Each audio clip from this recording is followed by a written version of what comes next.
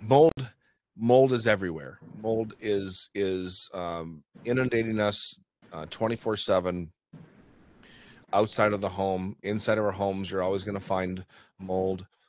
Why is it that in the last 5 years this has become the hot button topic? I mean, I feel that mold, the two items, mold damage or mold prevention and formaldehyde and other chemical emissions are this generation's lead and asbestos. And so, why do you think we're at that point right now? Well, I think because I think there's many different confluence of factors that are at play here.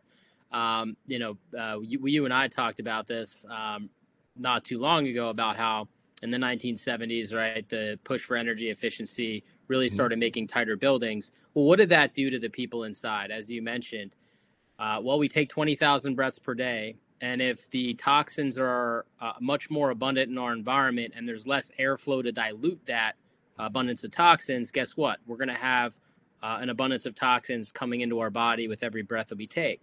And so that definitely plays a big factor in that. And as you alluded to, we need to really start to look at how do we tackle energy efficiency, but also with the health of the occupants inside at the same time, and that's going to be the path that we need to go down for that route.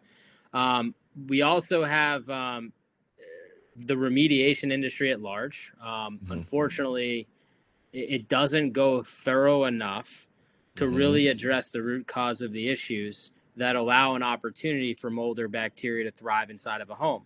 And so, with that being said, if you think about all of the homes that have been water damaged over the past 20 years, uh, they likely haven't been repaired properly and are still having issues. A good case in point is after Hurricane Sandy. For 7 years after Hurricane Sandy, I was still remediating homes that were supposedly remediated. Wow. And so, when you don't do things thoroughly enough, as a whole industry, right?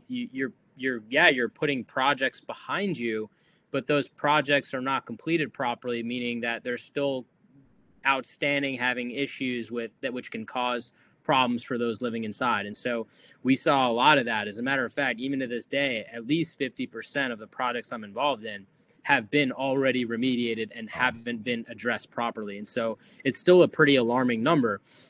That is a problem that needs to be solved, that adds to the mix.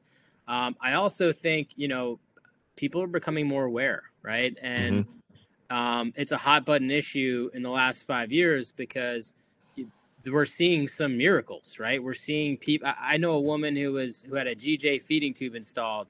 She got really sick over 3 years, was bedbound 95% of the time. Within 7 days of moving out of her home, GJ feeding tube's gone. She's walking again. I mean, 7 days, right? And Wow. so when people start to hear about these miracles that are happening, it's hard to ignore. I mean, Gwyneth Paltrow just told me the other day, since you fixed my house, I feel like I'm 28 again. I just turned 50. I mean, these are when we see noticeable changes happening. Obviously, it's anecdotal here, but when you start to see a pattern of all these people really transforming their lives and putting certain symptoms behind them due to air quality improvements, it's pretty significant. And that's sort of good news spreads like wildfire, and I think really creates a lot of awareness. So yeah, I think we're seeing a confluence of factors here, but these are good things, right? And it's how do we take the ball from here and continue to move it forward?